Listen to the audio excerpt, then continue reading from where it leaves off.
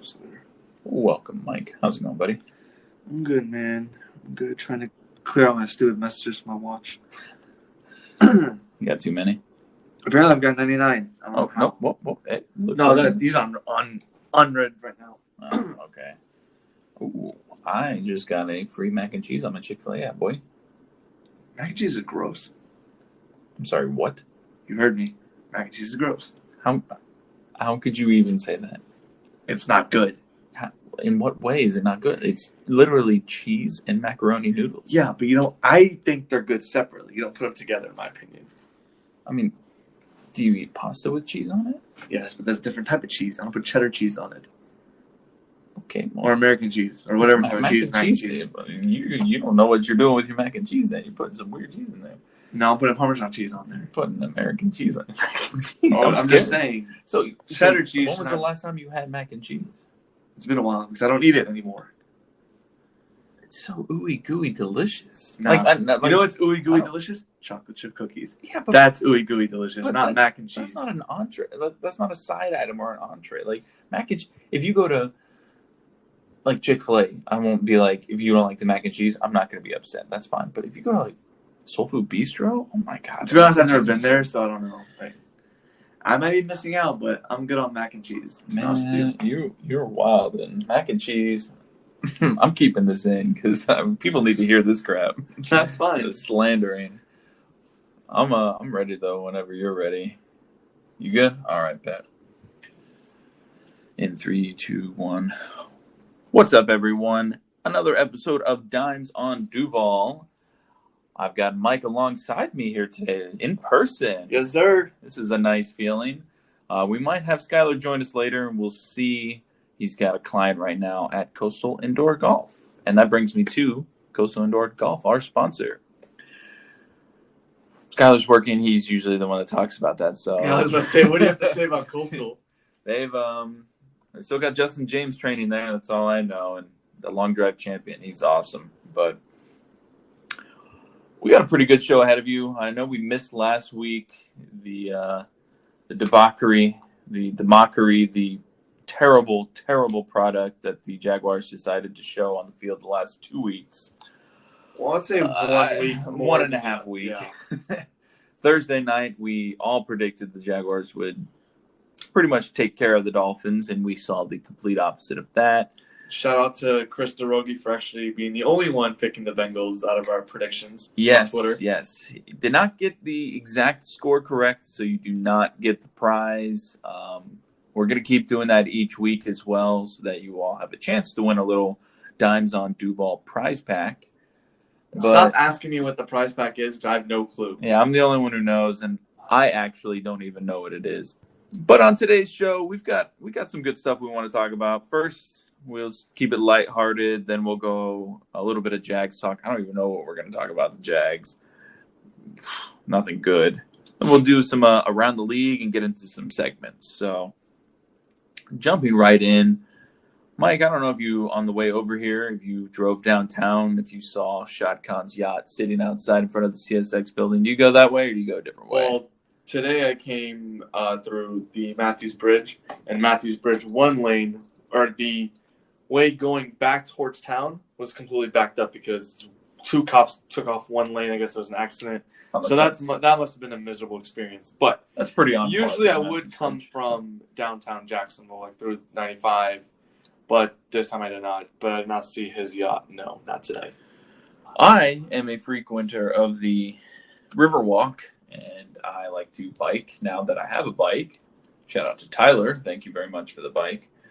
But I like to bike over there and go towards Ram. Before you go further with the bike, before you purchase the bike, when was the last time you actually rode a bike? Oof. That's a very good question. Probably when I was a teenager. Let me guess, probably when you got your license, before you got your license. I mean, yeah, probably. Sounds about right. Okay, that's usually how it goes. Because I'm trying to think of a situation where maybe like I rented one or something like that. But if you count the, and I'm not counting like a bike at a gym where you are working out. Oh well, yeah, no, that would be like the day before I got the bike, probably. But Do you count the Disney Boardwalk bikes with the they're basically like golf carts, but they're bicycles? No, I'm talking about like a normal bicycle. Then no, yeah, I have no idea. Okay, so probably before your license. Right. Sounds about right. Probably. Same with you? Yeah, probably. Okay. But yeah, I just wanted to ask that because I'm actually interested to see if anyone else has ridden a bike before they got their license, because that's usually when it goes from bike to car. Yeah. I mean, Scott and I bike together sometimes on the weekends together, which is nice. And it really shows that when you are in better shape than another person, that riding a bike is a lot easier, as he continuously blows me away as I pedal out of breath trying to keep up with him.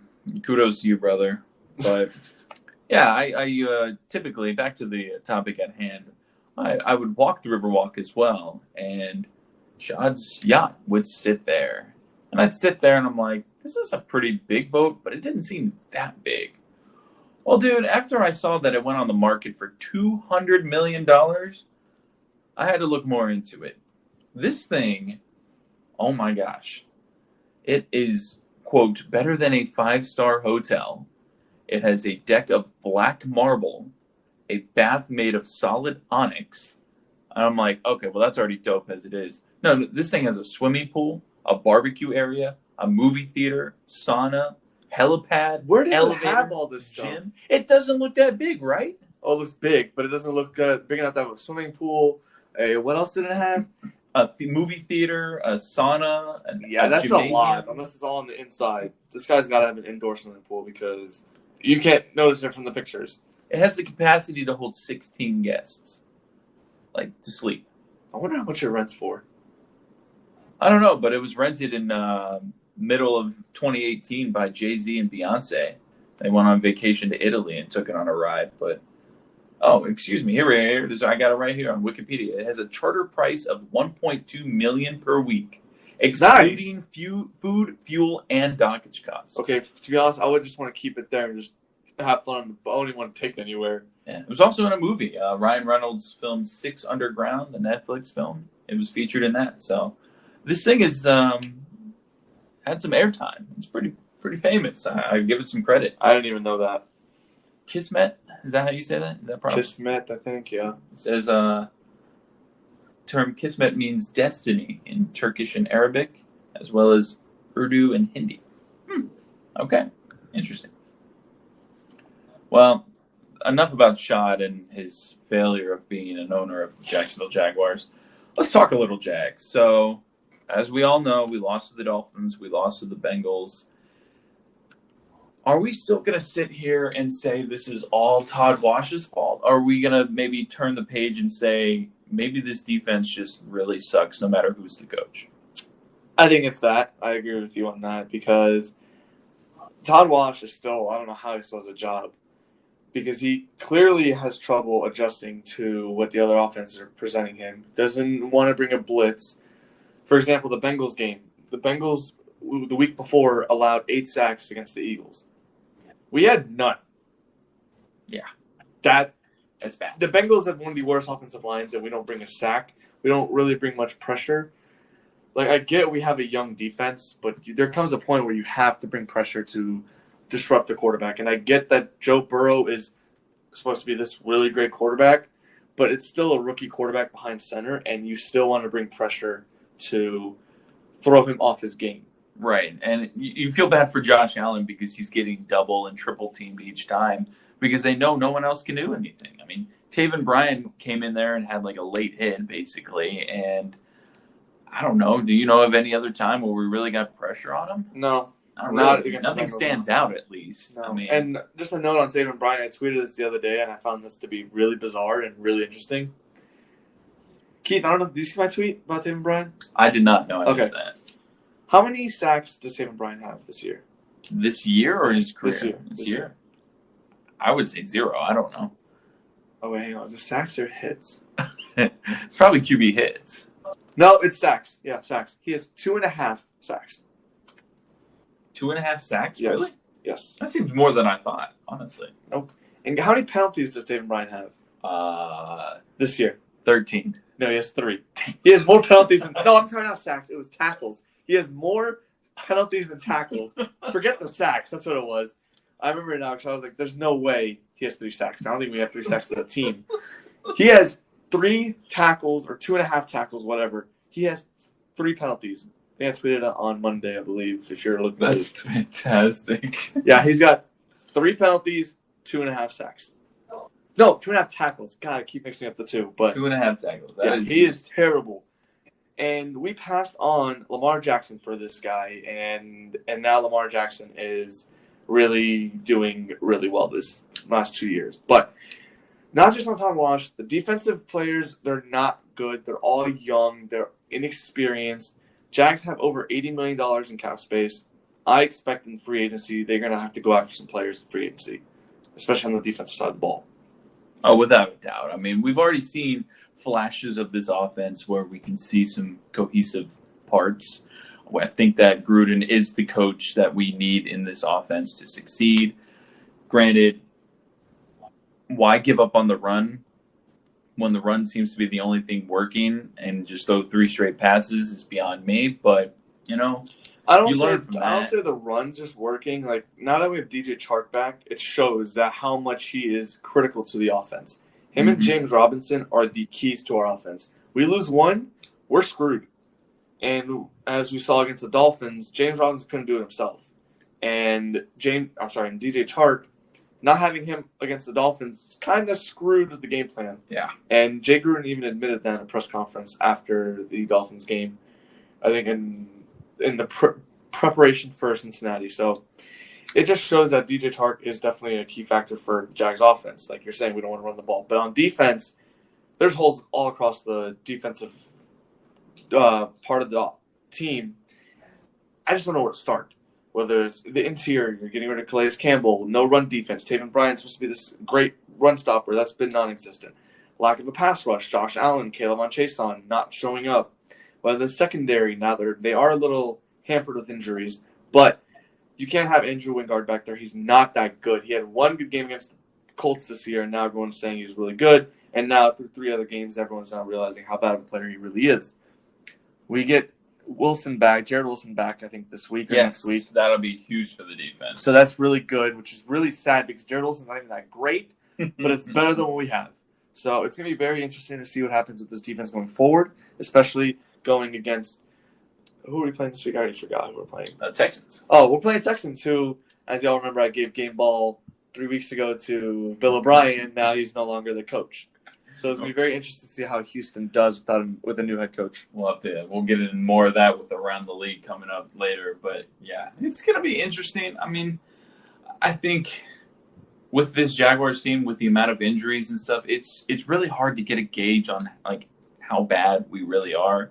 Because you want to sit there and be like, well, if we had Josh Lambo, we would have kicked the ball better. If we had Linder, all these pieces that have gone out, you want to be able to judge a team when they're fully healthy. And we haven't been able to do that yet. So, speaking of which, who the heck is going to be our kicker this week? Is it going to be the same guy from last week? The tattooed guy from the Giants? Aldrich Rosas? I think so. Yeah. I haven't seen any news about a new kicker, to be honest with you. Lambo, I don't think is back yet. So how long do you have to be on IR? Is it 3 weeks? 3 weeks is the minimum now. And this will be week 3 for him? This would be the 3rd week, yeah. Because he hurt himself week 2. Okay. I mean, God, that's a person we want back dearly. But... did they put him on IR? Yeah, they did. They put him on IR. And Linder as well, I believe. Yes, I don't know if Linder was on IR, but they did. He was definitely hurt. I haven't seen anything about him coming back. But either way, we've got enough injuries, and I'm just ready for everyone to get back to full strength. Linder is apparently active again. Yes. So that is going to be nice. Has Ben Barch played at all? The guy we drafted, right? No, I don't think he's played. But that's the guy that made the weird smoothie. That's the one with the smoothie, yeah. The weird smoothie in the draft.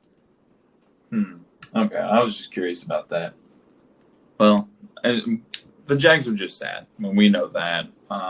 We'll talk a little bit more about the game this week, maybe later on in the episode. Hopefully Skylar can join us for that. But I want to go ahead and just get into our segments. This first one is Around the League. Basically, we're just going to go around just a couple teams, maybe 3 or 4, and just talk about some things that I noticed on ESPN this week. So the first one, I know you want to talk about the Titans mess. Oh, my God. It's not a laughing matter, but if any team, we know that COVID is serious and it's not good, and we obviously know the severity of it. We're not imbeciles, but go ahead, Mike. If any team I expected to really screw up the protocols, I was actually kind of hoping to be Tennessee, because my God, they are the stupidest organization in the NFL. How many times they've had like over 30 tests in the last 2 weeks? I'm pretty sure over 30 positive tests, and it's absolutely ludicrous that they've had this many issues, because clearly they're the only team with this issue. Now the Patriots did have Cam Newton tested positive. They had Stephon Gilmore tested positive. Which, with that, do you think it's fair that they got their game moved to the next day? For the Patriots? Yeah, like just because. I think they had to make sure like everyone had multiple days of positive negative tests. I was just upset because I wanted to watch the Packers game, and they just kept pushing the time back, and it was like 9 p.m. So I agree with why they did that, because the positive test of Cam Newton came out, I believe, Saturday. Yeah. So they had to have back-to-back days of negative tests. They had to push it back to Monday. So it came out Friday night, I believe. Saturday and a Sunday negative test, then they play Monday. So that's why I think they moved that. But it makes sense. Back to Tennessee, though. Yes. So, like I said, Patriots had 2 positive tests. No one else tested positive. Oakland had a positive test. No one else tested positive. Kansas City had a practice squad player. No one tested positive. Great. How the hell does Tennessee have 20-something, 30-something positive tests? 23. That's an outbreak. 23 since September 24th. Yeah, it's been with another 2-3 weeks now, and it's they're in hot water with the NFL, because they're clearly not following protocol. No one's wearing masks in that building, in that Mayo-covered building. So, what do you think, punishment-wise? Do you give them an L? Do you make them play with replacement players, or what? No, we don't need replacement players, because that was an issue with replacement refs. I don't want that. We're not talking about. Don't even get me started on that crap. Anyways, stupid. What I believe Tennessee should be responsible for, they should forfeit the game against the Steelers last week. Give the Steelers an L. I'm sorry, a win. Wait, from last week? Yes, because they screwed up the Steelers schedule. Other teams should not be punished for. I see. Because they lost their bye week. The bye week is week 4, and they got to go the rest of the way without a bye week. Steelers do, at least. Right. So I say give the Steelers a dub, give the Titans a loss for that. Then if they cannot play this upcoming day on Monday, because Tennessee game got postponed, the Tennessee-Buffalo game got postponed on Monday. Right, that actually just came in right before the show. What does it say? So Tennessee and Buffalo will be moved from Sunday to Tuesday at 6 p.m. Eastern Time, as long as there are no more positive tests with Tennessee. AKA, good luck with that at this rate, because Tennessee can't stay out of their own way. Yeah.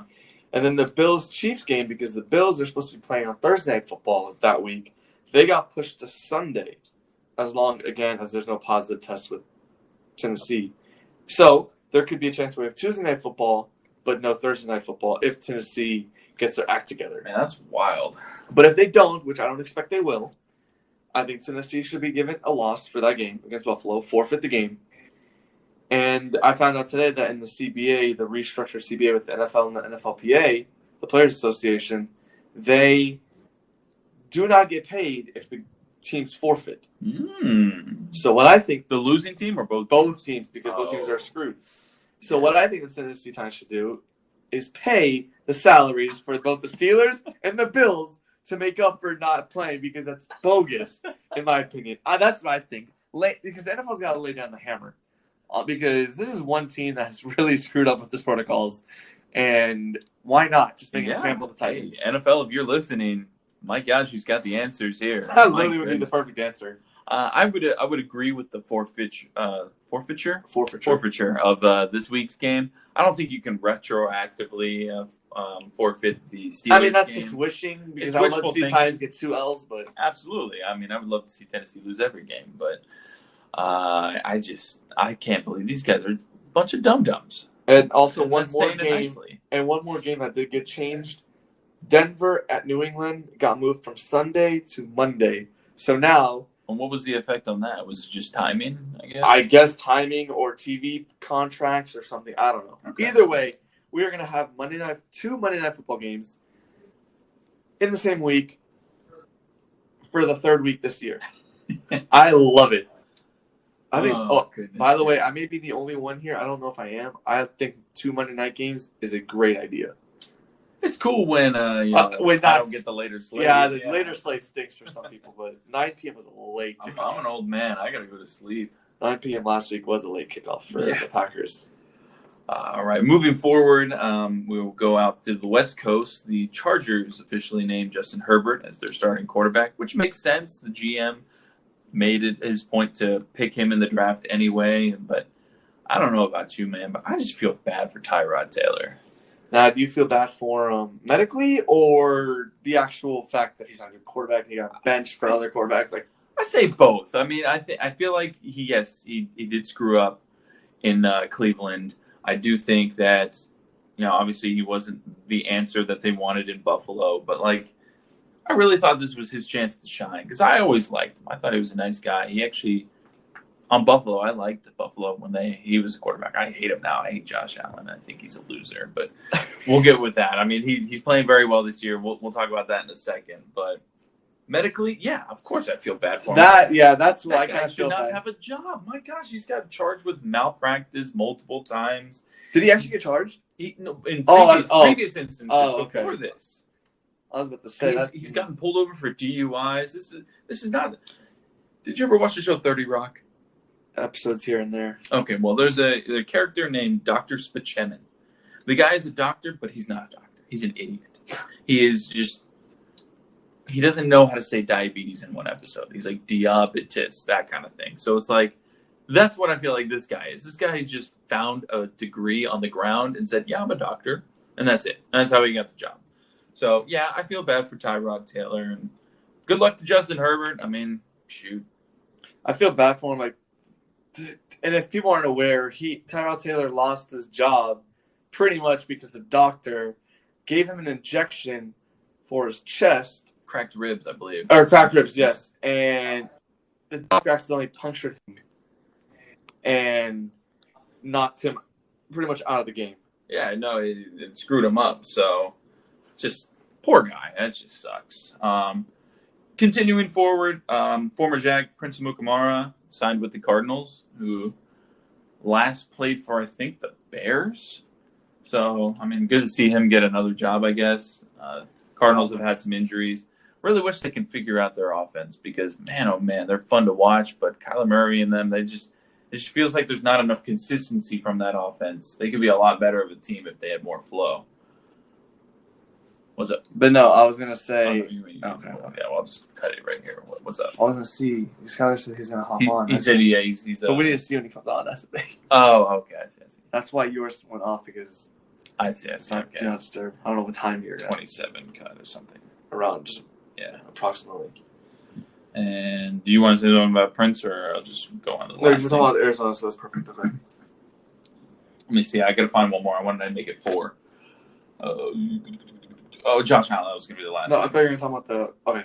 Go. We're going to talk about the Cardinals. So I'm going to talk about the Cardinals. Oh, yeah. You continue. So, 25-40. Or 27-40. Okay. The thing about the Cardinals is they have weapons. They have now DeAndre Hopkins. Thank you, Bill O'Brien. Yeah. And they have Christian Kirk. They have Kenyon Drake. They have Chase Edmonds. They have Andy Isabella. They even have the legend Larry Fitzgerald.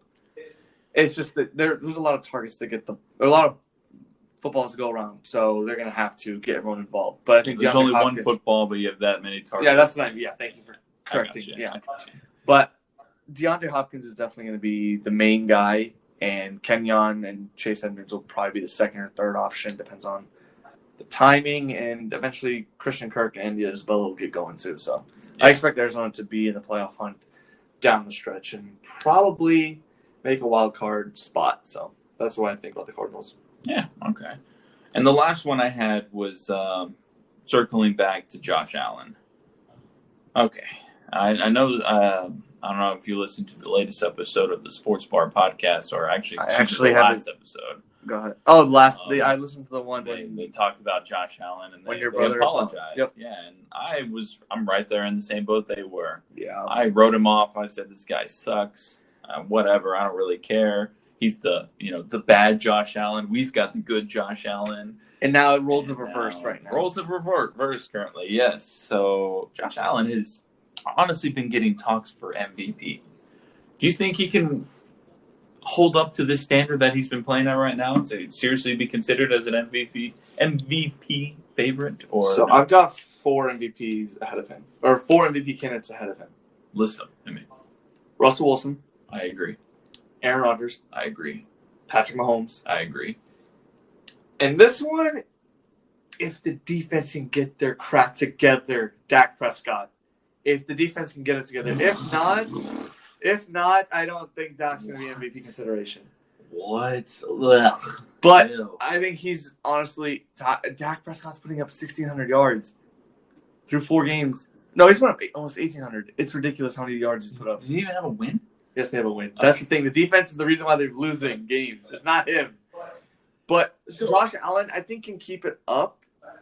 But I just don't know how his schedule looks. You talk while I pull up their schedule. Yeah. Okay. Well, I'm sitting here thinking, and you look at the other quarterbacks you name. They're winning games. They're doing stuff. Can you pick an MVP based on like garbage time numbers? They're not garbage time. I mean, like Dallas is not in garbage time. They're in the games because the defense can't keep up. But that's what I'm saying. It's like teams like who did they just come back? Cleveland. Dallas. So Cleveland was up what? 42-14 or something like that. 41-14. No, it was not that big of a blowout. They were up at that point in the game. Yes, they were up by that. I'll double check on that one because I don't believe they were up. And they came back. They were not up that big against Cleveland. I'll pull it up. Okay, but whatever. They had a huge lead, and I felt like Cleveland just got comfortable, and they just let Dak just run all over him. I'm not trying to discredit Dak Prescott. I mean, whatever. He wants his money. I don't think he's worth the money that he wants. He's going to get paid. Stuff like that, but hey, whatever. They can pay him, and they'll just continue to suck for the rest of the time. Do you think he's the reason why they stink? No. I just don't think they have a very good defense, which we've already talked about. Their defense is one of the worst I've ever seen. Honestly, I think that's really the main thing is their defense is great. I think Mike McCarthy is going to help. It'll obviously take a little while for him to get in the hang of things. So you're saying garbage time, right? I'm just saying, like in general. I'm not saying for Dak, but okay. like so for example, in their game against the Browns, they were down 31-14 at halftime. 31-14? Yes. Okay, 31. Sorry. So and then you got the 38-14. Then you got the 41-14. Okay, see, I was right. But it's also not the fact that the defense only got 41 points kind of screws them. But I can see what you're saying with the defense, the garbage time. This one was more of a garbage time situation. But it's like for me, like my comparison would be in the NBA. You know, Anthony Davis on the Pelicans put up insane numbers. Kevin Love on the Timberwolves put up really, really good numbers. Can you give an MVP to somebody like that? And that's why I people said like LeBron and Russ and James Harden that do it on good teams. Yeah, but that's why I said at one point, like, if the defense can get their crap together, I can see him getting more MVP consideration. But he's going to probably fall off very soon because Dallas are about to be very bad very soon. So with that, I think Josh Allen can keep it up. Exactly. I mean, his defense isn't very good either. We've seen they almost lost that game to the Rams because of them. And yeah, because of the defense. I'm trying to pull up their schedule right now because I was too distracted with the Cowboys. But they played Tennessee. The thing is, they played the Bills. They played the Bills. I'm sorry, they played the Dolphins and the Jets the first 2 weeks. Not great opponents. No. And they played the Rams, which was a pretty good win. I'll give them that. How many points did they give up in those games? Against the Jets? Yeah. 17. Dolphins, 28. 28 points to the Dolphins. That's not good. Yeah. We put up 13, so yeah. Jags suck. Oh, yeah. The Rams put up 32. The Rams had to come back, though. They were up 28-3. The Bills were up 28-3. Yeah, that was a defensive collapse. The Raiders, they beat them 30-23. Now, they do have the Titans game this week, which is probably not going to happen. Then they've got the Chiefs. Then they've got they got the Jets again, which is a dub. Then the Patriots, Seahawks, Cardinals, Chargers, Niners. And the Steelers. So they've got a hard schedule coming up. So give it about another month. We'll see what happens with Josh Allen. But honestly, after the quarter of the season, I do believe that the MVP should and will go to Russell Wilson because he's absolutely earned it. I don't think he's thrown a pick yet. So Aaron Rodgers hasn't either. Yes, but everyone expects that from Rodgers. 13-0, baby. 13. I think Russell Wilson hasn't thrown a pick, but I personally think Russell Wilson's going to win MVP. He should. He's earned it. He's not got an MVP vote at all in his career, which is he hasn't had a single vote. Not a single vote. See, I don't like Russell Wilson, but I definitely think he's. I like Russell Wilson a lot. Oh, sorry, he's throwing 2 picks, but Ha! whatever. 0 picks, I get it. But 1,600 yards passing. We'll get to our game balls later on. That works. All right. Well, enough with around the league. We're going to go into a little new segment that probably won't be recurring, but we can revisit later on in the season. It's called Frauds and For Reals. So basically, we're going to go through the NFL, pick one team each, one that we think is a fraud and one that we think is for real. So we'll go ahead and read off Skylar's. We actually had a little issue with connectivity with him tonight, so he will not be joining us. So I'm going to start with Skylar's just because him and mine actually kind of coincide. His fraud is the Rams. So I did not have the Rams on there. I don't know. You didn't have yours on your list, right? No, but I'm going to change it because I know we talked kind of about it before. But, okay, but I can see the Rams sitting at 3-1 right now. Their lone loss was to the Bills. The Bills, yeah. So we were just talking about that. Interestingly enough, we kind of just forgot that we were talking about that. So they're sitting at second in their division behind Seattle. They whooped the Eagles. They beat the Cowboys by 3, and they beat the lowly Giants, but only scored 17 on that Giants team, which is really bad. But I wish he was here to talk about it more, but I'm sure we'll hear a little bit later on why he feels like they are. But Jared Goff, to me, just ceases to really impress. Yeah, he's very average. The running back is Darrell Henderson Jr., the leading rusher. They drafted Cam Akers, too, so they've got a little bit of a revamp in the backfield. But they still got weapons with Cooper Kupp and what's his face, Robert Woods. The problem is they're giving up 20 points a game, and that's bottom of the barrel. They're 27th in the league in that category, so we'll see how that shapes out. And his for real is also my for real, the Green Bay Packers. So Aaron Rodgers has been killing it, and we just continue to see domination week in and week out, which makes me a very, very happy Packers fan. This week, the Packers, I don't think they even play. They have a bye week. Yeah, that's kind of a shame because it's been so hot. With injuries to the receiving core, so many guys have just stepped up where I didn't think would actually happen. So I'm, again, a very, very, very happy Packers fan. We have players like Robert Tonyan that are stepping up in the receiving roles. He had 3 touchdowns the other night. That was huge. Exactly. Alan Lazard, former Jaguar, who unfortunately went down with an injury the week prior. He's been playing very well. So a bunch of no-name guys. Aaron Rodgers on his revenge tour coming out strong. This Packers team, I think, is for real. We'll see it again as they play the Buccaneers from tonight, 10 days from tonight as we record, 9 days from when you probably listen tomorrow. So that'll be a good test. Or whatever time frame it is when you listen to this episode. I mean, true, yeah. I hope you listen to it the next day, but if you don't, I understand. As long as you listen, we appreciate that. Going on with mine, my fraud would be the Chicago Bears. Are you sticking with them as yours? Nope. All right, you're going to go with the new one. So Chicago Bears have ceased to play a team that I respect at all. They will have a great test. Damn, that's harsh. I mean, they're boo-boo. I'm sorry. I'm not going to mince words here. I really don't think Chicago is very good. We'll find out tonight when they play the Bucs. Yeah, so as we're recording this, they were playing the Bucs on Thursday night. You know what? I may wake up tomorrow morning as this posts. I hope you really keep my words. Yeah, but I mean, I'm not going to sit here and say I'm excited to see Nick Foles succeed. I want to see him fail. I mean, the guy was a bust for us, and last week he did not look good at all. As they lose to the Colts 19-11. Oh, was that score is not even to indicate how much of a blowout that was. Yeah, it was brutal. And they come back. They had the miraculous comeback against the worst team in the league, Atlanta Falcons. I don't think they're the worst team, but they're one of the worst. One of the worst teams, yeah, whatever. The Jets are the worst. The Giants, again, another terrible team. Saquon's injury. The Lions, who are not good either. And so you know what's funny about all these games? There's always a factor. The Lions, they were DeAndre Swift catch away from winning that game. Yeah, they lost that game. The Lions lost that game. The Bears did not win it. Yes, the Giants lost Saquon so the offense went away. The Falcons can't keep a lead. Yeah. And the Colts are the only decent team they've played, and they got really embarrassed in my Right. opinion. So they've got the Buccaneers, as I said, as we're recording, they're going to start very soon. You have the Panthers on the schedule, which probably shouldn't be that good of a game. I don't know, but they go to LA. Christian McCaffrey may come back that game, so that would be good. Then they go to LA to play the Rams, and the season gets a little bit tougher for them, but they still, they're matched up with the AFC South, so they get to play the Jaguars and the Texans and they play the Jaguars second to last week of the year. Yeah, right before they get their asses kicked by the Packers after the New Year. So I think they're my frauds of the season so far. Mike, your list, you got two different ones than we have? Yes. Ooh, so hit me. My fraud was going to be the Bears, but after looking into it, I was like, let me take a look at another team.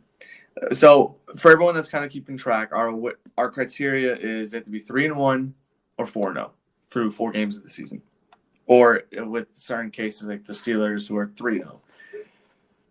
Speaking of the Steelers, they are my for real team. For real, okay. They are my for real team. They have an excellent offense and an excellent defense, and I do strongly believe that they are going to go to the AFC Championship and go to the Super Bowl representing the AFC. I think that they have a Hall of Fame quarterback who's coming back, who's out to prove something to come back from an injury. Granted, their schedule hasn't been the greatest. They played the Giants, the Broncos, and the Texans, and they play the Eagles upcoming. Two of those are winless, and the other one is what, 1 win? 1 win, yes. Okay. No, actually, I don't know. Yeah, 1 win. Broncos have 1 win. So, yeah, and they played the they played the Eagles this Sunday. I do still think the Steelers are a good team. They have not played on great, sure, but they're taking care of business with their schedule. They've got the Browns coming up after that. Then they got the Titans. Is it the rescheduled matchup? Yeah, that's the rescheduled matchup. Right. From COVID. Yes. And then the Ravens. So they can go 6-0 until they play the Ravens, honestly. I think that Browns game is going to be a tough one. I'm glad you touched the Browns because I actually think they are the frauds of the league. Their 3 opponents they've played, 4 opponents, they lost to the Ravens and absolutely got wrecked 38-6. They played the Bengals, the Washington football team, and the Cowboys. All of them have okay to below average defenses. The Bengals were in their second game with Joe Burrow. They're getting things worked out fine. Still score 30 points. Still 30 points. That's because the Bengals don't have a defense. And neither do the Browns. Washington put up 20 points. And they don't have a quarterback right now. They're already benching their quarterback. And the Cowboys already talked earlier. They have a terrible defense. Here's where it gets interesting for the Browns. They've got the Colts this Sunday. Then they've got the Steelers, who I think are for real. Then they go back to Cincinnati. Then they play the Las Vegas Raiders. That next 4-game stretch will really show if they're for real, in my opinion, or frauds, because 3 of those teams have winning records. So we'll see how they do the next 3-4 games. I know they have one of the best rushing teams in the NFL, but they did just lose Nick Chubb to at least 6 weeks. And Odell Beckham did really well this past week against the Cowboys. Nick Chubb is actually leading the league in rushing with 335 yards. I'm not sure if he still is, but it's going to be very interesting to see what happens with the Browns. I think they're frauds, and I think their division rival, the Pittsburgh Steelers, are for real because I think the Steelers just have a better team overall than the Browns. Absolutely. I would agree with that. If the Browns can't figure out how to throw the football, they're screwed. They have the number 1 rushing offense, averaging 204.5 yards, which is absurd. And then they have the 30th ranked passing yards. That's just bad. And they put up points, don't get me wrong, but they also allow a lot of points. Yeah, which, by the way, I have to backtrack, do a little stat boy here. I was talking about the Bears giving up a lot of points. I forgot that it's the other way around for the rankings. You want to be higher, or you want to be lower on that list. So with them being so low, they're actually in a better situation because the Browns are tied for 5th, and the Browns 31. They're going to be in shootouts. So yeah, so I take that back. Sorry, Bears fans, Kevin, whatever. Next segment we're going to get into is game balls. This is a recurring segment, and we all know how this works. But for those of you that don't, we give a game ball to who we thought either usually professionally, but you can go collegiately if you'd like as well, who we thought just did the best the week before. So we missed 2 weeks. We gave the notation that you could go back 2 weeks and go someone from there, or you could go more recent with last week. Mike, who do you have your game ball? So before I go to my game ball, I want to touch on Skylar's. Give him his choice. Absolutely. We texted him, asked him for his game ball. He decided to give it to Darius Williams, the Rams cornerback from here locally at Creekside High School. He had the game-stealing interception off of Daniel Jones, his second of the season. So that's a really good pick, especially for a local touch to it. Duval representation, baby. So my game ball, I have 2 game balls to give out. One for the NFL and one for college. For college, I'm giving a game ball to 2 Gators. I hate to admit it, but I'm giving it to Kyle Trask and Kyle Pitts from the performances against the Ole Miss Rebels. I'm strictly speaking about that game from 2 weeks ago. They balled out. Trask had 6 touchdowns, Pitts at 4, and a lot of Jaguars fans I've been talking to kind of want Kyle Pitts here in Jacksonville as a tight end, which I would not mind, but that's just for the future. We'll see about that. But they definitely earned the game balls for last week. For this week, I hate you so much. Sorry, that's the girl from Corey in the House, like the little girl. What? Yeah, that's her. Oh my God! All grown up. I replied with that. All right, continue. Sorry, I'm gonna have to do some more editing. Fuck, why did I do that? I forgot what I said. Ended, but anyway. Shower. Okay, right. You want to write on time? Just go for it. I don't care. I'm just gonna. Okay. And for my second game ball for the NFL, I'm giving it to Odell Beckham Jr., who absolutely balled out this past Sunday against the Cowboys. Yeah, he did. He had 3 touchdowns total. He had a rushing touchdown and 2 receiving touchdowns. He caught a beautiful dime from Jarvis Landry, who was honestly very close to getting that game ball just for that beautiful throw. He had, what did he have? I think he had over 100 yards total. 81 receiving, 73 rushing. Yep. No fumbles. Yeah, so 150 yards total, 5 catches, and 2 rushes for 3 touchdowns. Pretty good all-around day for Odell Beckham. And he kind of needed to step up for Cleveland but until this point, he didn't really have a breakout game. And he did what he had to do this past Sunday to give the Browns the dub and keep them going, even though I don't believe they're going to be legitimate at the end of the year. Yeah, right. Interesting how you go back and forth like that. Hey, I'm gonna shout out good performances, but I still think the Browns are frauds, and maybe after the next month they'll prove me wrong. I respect that. My game ball is a pretty obvious one. I've already talked about him multiple times tonight. Aaron Rodgers. My goodness, is this man on a tear right now? He's leading the league in QBR. Last game against Atlanta, poor guys. He was 27 for 33. 82% basically passing for 327 yards, 4 touchdowns. Has not thrown an interception this year. He's only been sacked 3 times, and I know for a fact 2 of those were just like accidents, kind of. Excuse me.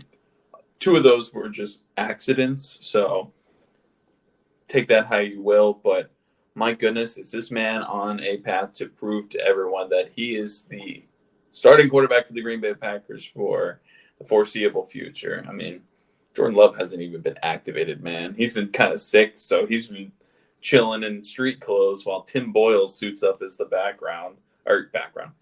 Tim Boyle suits up as the backup. So Aaron Rodgers, keep doing your thing, keep slinging it. Speaking of questionable decisions, like you know how you talked about, before about Jordan Love being drafted, and you just mentioned him. Right. We never touched on the Bill O'Brien firing. Oh yeah. So I think that's hilarious. I feel kind of bad that I gave him a game ball 3 weeks ago, and now he's no longer employed. But I also kind of don't because he kind of deserves it. But yeah, if anyone has not seen it, Houston Texans fired Bill O'Brien, and ironically, the Jags played the Texans this week, and everyone's kind of picking the Texans to blow out the Jaguars. Yeah, but I don't think so. With that, let's go. Let's end it with some games to watch. Besides, obviously, we're going to watch the Jags game, even though we might not want to. The Knowles and the Gators for Skyler, but we're not going to want to watch the Knowles against Notre Dame. But you have any games that stick out to you as of right now that are kind of hey, you should watch this game? For me, it's the Red River rivalry, whatever you want to call it, Texas-Oklahoma. Oklahoma has fallen from number 3 in the country to now unranked, following back-to-back losses. Both teams have bad losses on their resume, and Texas lost to Texas at TCU last week. It's kind of a game where you sit there and you say, "Man, would who's going to be the better of the losers, because neither of them are. I don't think either of them have any playoff aspirations. There's no shot now. 2 losses and a 1 loss, no shot. Now that the Big Ten and Pac-12 are coming back, I think that this game is always something I like watching on Saturdays, especially when they do play, because it's always high scoring. Mm-hmm. I don't remember the last time it was not not high scoring. I expect it to be a shootout once again, and I think Oklahoma will end up pulling out the victory because they got to get back on track. If they go down 1-3 and they're 0-3 in the Big 12, their season's toast. Yeah, completely shattered. Mine is actually going to be a Sunday night game, or Sunday afternoon. Is it Sunday night, or we don't know what the schedule's like? Yeah. To be determined, the Indianapolis-Cleveland game. You're a fraud team against Indianapolis, who could also be considered a fraud. We don't really know. I mean, their lone loss to the Jags may have just been a wake-up call, and they've found their groove since then. But I really think it's going to be a huge game for Cleveland to prove that, hey, we're not frauds, Mike. We're good. Or for Indianapolis to be like, Phillip Rivers can start talking trash. Like I actually did not look at the Colts schedule. You could make the argument that they're frauds. Sorry to cut you off, though, Keith, because their schedule is probably worse than the Browns. I mean, yeah, they played the Jags, the Vikings, the Jets, and the Bears. Yep. I mean, yeah, nothing to write home about. Yeah, that's pretty bad. And they barely beat. Well, they kind of handled the Vikings, and they kind of handled the Jets, and honestly, they kind of handled the Bears with Big O. So we'll see. This is a game of battle of the frauds, honestly. Yeah. So I think it should be interesting. Mike or Skylar would probably tell you to watch the Gator game. I don't know. Who do they play this week? Do you know? They play Texas A&M. They play Jimbo Fisher and company. Okay, go ahead and beat Jimbo for me. I don't mind. I really don't. I don't know about that. I kind of root for Texas A&M. I can't stand Florida. You know, as I've gotten older and wiser, I've become less of a anti-Gator. I don't like the Gators. And don't get me wrong. Don't take this the wrong way. I don't sit here and ever root for the Gators. Nor will I ever. Unless they're playing Jimbo? Unless they are playing Florida State or unless they are being jackasses.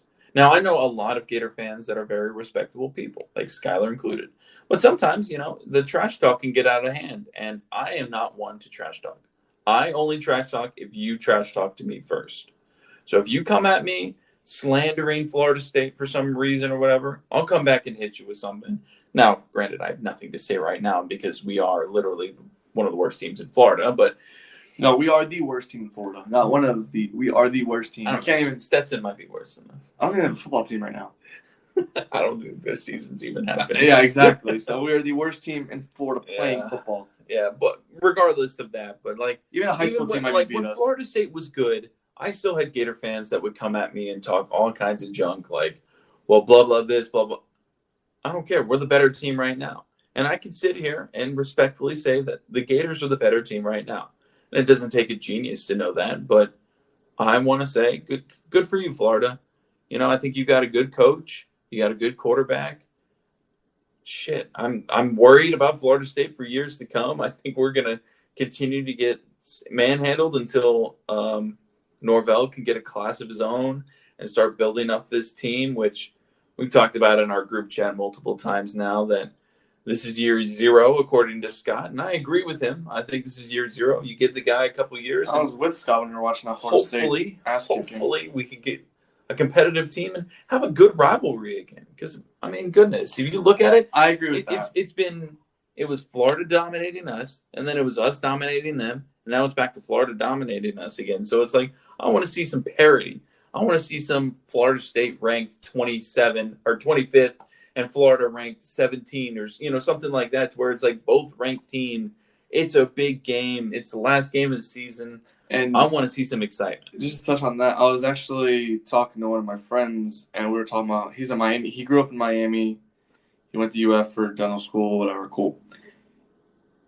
He thinks college football is better, obviously, when Florida State, and Miami are all good.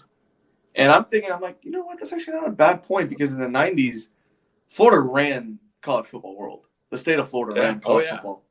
And now we're losing it to like Alabama, Clemson, or South Carolina, whatever. The Pac-12, we want to get Florida back to be on top of college football. And hopefully one day all 3 schools in the state, the big schools, and I guess if you want to add UCF in there now, but I mean UCF has kind of proven themselves lately. I am on the UCF train, so we can argue about that another time. Yeah. But no, if we all can get the top 3 schools in Florida being good again, it'll be good for college football, and it'll be a healthy rivalry discussion between all 3 fan bases. I completely agree. I think on that note, we can go ahead and close out on another episode of Dimes on Duval. Thank you all for listening. If you don't already, like us on Facebook, follow us on Instagram, Twitter, and keep a track on our website. Some new articles should be coming soon, and we'd love to hear some feedback from you. So thank you all again for listening.